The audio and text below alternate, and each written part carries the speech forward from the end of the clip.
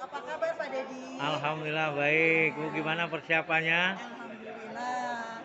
Ini Pak, saya mau gelar karya nih dari hasil Iya. OJT 2 ya. Nih visi saya menjadi pengawas yang cerdik, yaitu cerdas, responsif, dedikatif, inovatif, dan kreatif. Iya. Nah, kegiatan ini adalah terdiri dari 4 tahap. Yang pertama, kegiatan on the job training 1 Mm-mm. dilaksanakan di Karawang. Yang kedua, kegiatan on the job kedua adalah in service training pertama dilaksanakan di BBPP MPP Pertanian Cianjur. Kegiatan yang ketiga adalah OJT 2. Nah, inilah hasilnya pada saat kegiatan OJT 2 adalah kegiatan sosialisasi. Nah, untuk kegiatan sosialisasi, saya membuat quote, Pak. Quote-nya yaitu dengan komunikasi kehidupan bermakna. Tanpa komunikasi kehidupan kaku. Dan salah komunikasi kehidupan hancur. Nah, ini isinya adalah foto-foto, Pak. Foto-foto waktu kegiatan sosialisasi. Nah, setelah kegiatan sosialisasi adalah saya melakukan kegiatan pembinaan. Nah, pembinaan ini dilakukan dengan FGD untuk menyusun RPP dan melaksanakan pembelajaran berorientasi HOTS. Nah, ini kegiatan-kegiatannya, Pak. Nah, saya membuat quote juga nih, Pak, untuk HOTS ini. Iya. Ya, yang isinya adalah semua masalah pasti ada solusinya. FGD dan branding wahananya. Itu quote dari saya. Nah, ini Pak kegiatan-kegiatannya. Ini FGD dengan pelajaran PABP. Kemudian ini dengan pelajaran PPKN. Ini dengan bahasa Indonesia dan seterusnya sampai terakhir pada mata pelajaran prakarya. Itu kegiatan pembinaan. Nah, kegiatan pembinaan ini dilanjutkan dengan supervisi akademik dengan melaksanakan 3 tahap, yaitu tahap praobservasi, tahap observasi, dan tahap pasca observasi. Nah, bukan hanya satu pelajaran, Pak, tetapi ada 6 pelajaran. Nah, ini Pak, yang 6 pelajaran itu. Nah, ini ada quote-nya, Pak, bahwa supervisi bukanlah untuk menilai, apalagi menyalahkan serta menghukum. Tetapi supervisi adalah wahana untuk mencari solusi dari masalah pada pembelajaran di kelas. Nah, ini Pak, ini praobservasi, observasi, bahasa observasi untuk bahasa Sunda. Ini praobservasi, observasi, dan pasca observasi. Itu Pak, dan seterusnya sampai terakhir pada pelajaran matematika. Nah, selanjutnya adalah kegiatan BIMLAT. Iya. Nah, kegiatan BIMLAT ini hampir mirip dengan pembinaan. Bedanya di sini tidak menyusun RPP dulu. Karena untuk sekolah magang kurikulumnya berbeda. Kan? Berbedanya gimana, Bu? 2013. Berbedanya gimana? Berbedanya, mereka bukan membuat RPP, tetapi membuat modul ajar sebagai rambu-rambu mengajar. Iya. Setelah itu dilakukan supervisi. Nah, ini Pak supervisinya di sini untuk BIMLAT.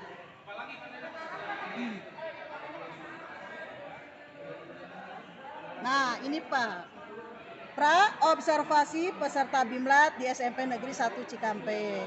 Ini observasinya, ini pasca observasinya. Ini supervisi untuk yang guru SMP 1 Kota Baru sama 3 tahap. Nah, setelah itu adalah penilaian kinerja. Untuk penilaian kinerja saya melakukan secara kolaborasi dengan pengawas dan para pengembang sekolah. Dan yang terakhir adalah peningkatan kompetensi di sekolah tempat magang.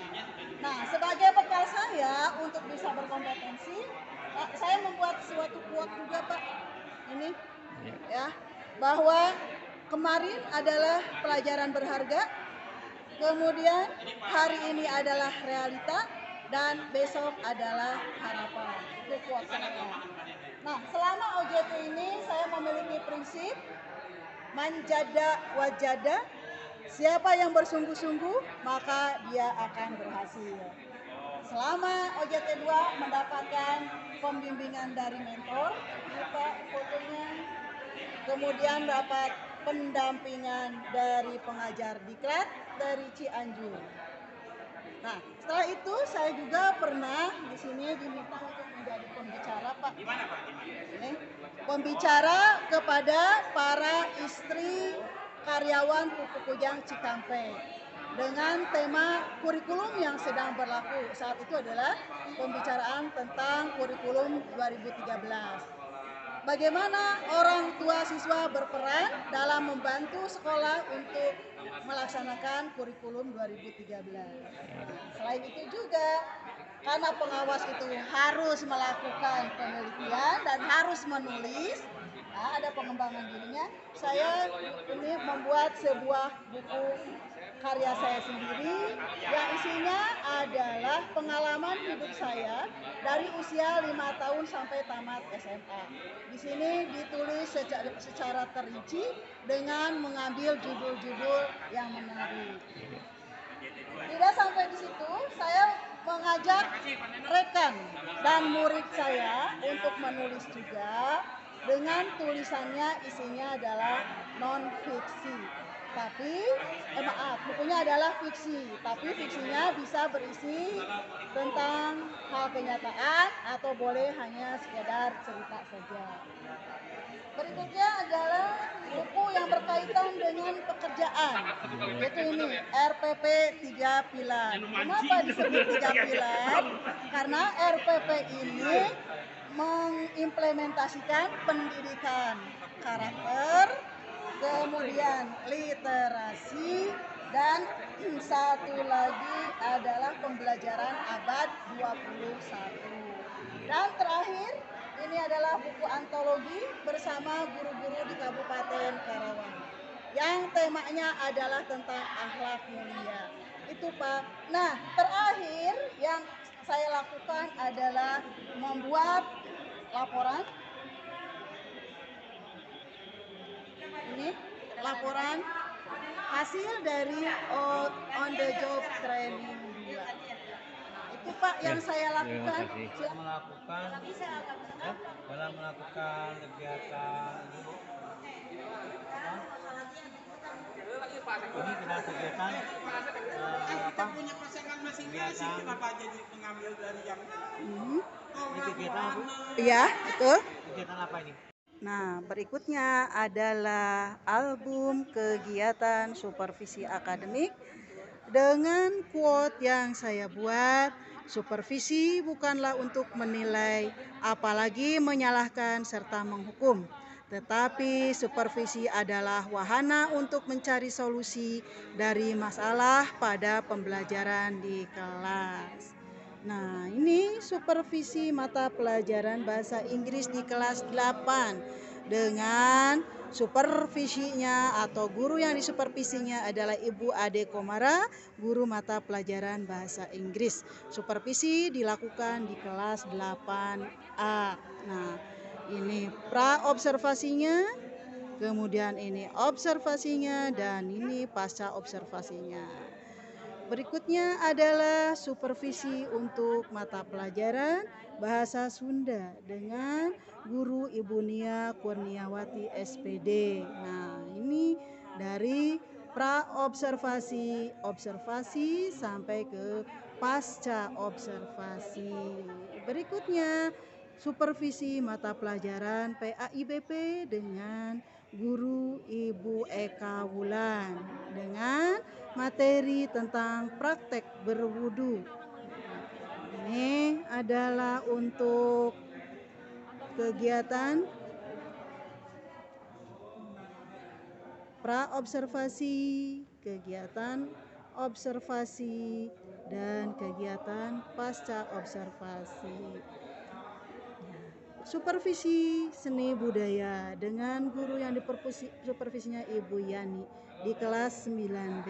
Ini pra observasi, ini observasi, dan ini pasca observasi.